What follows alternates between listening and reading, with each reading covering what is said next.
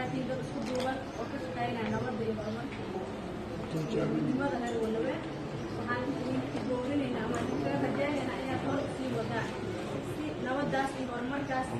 aad sii gaarsiisaan ama degmooyin